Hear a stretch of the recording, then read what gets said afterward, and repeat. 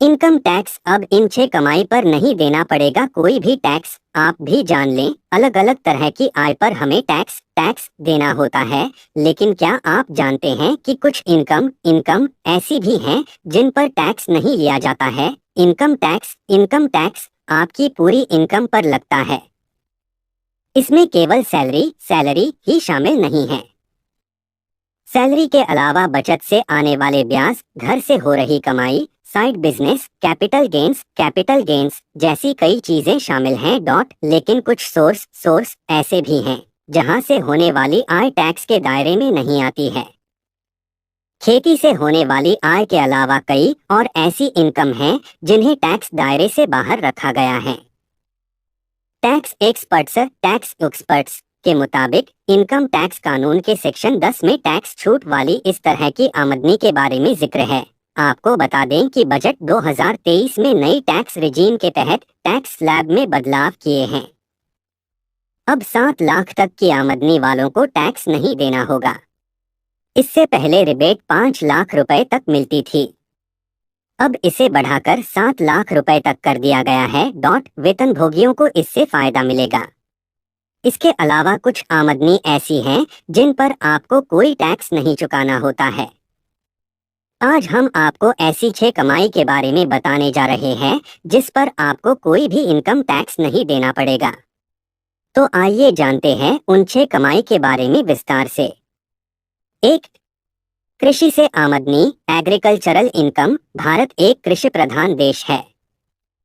देश में कृषि क्षेत्र को बढ़ावा देने के लिए इनकम टैक्स कानून 1961 में कृषि से हुई आमदनी को आयकर के दायरे से बाहर रखा गया है।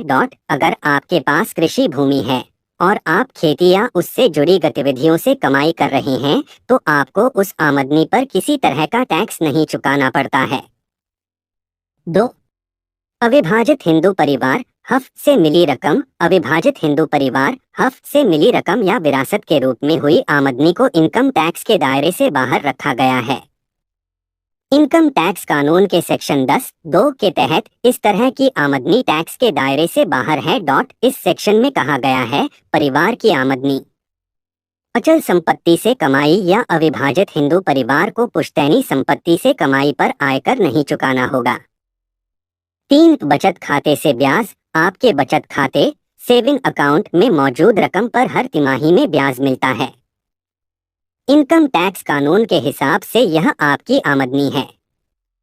इस पर आप इनकम टैक्स कानून के सेक्शन 80 तथा के हिसाब से आयकर में छूट हासिल कर सकते हैं।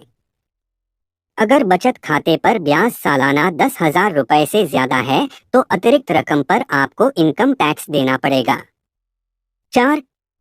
ग्रेच्युटी पर टैक्स छूट। अगर कोई कर्मचारी केंद्र या राज्य सरकार के लिए काम करता है तो उसे मिलने वाली ग्रेच्युटी पूरी तरह टैक्स फ्री होती है।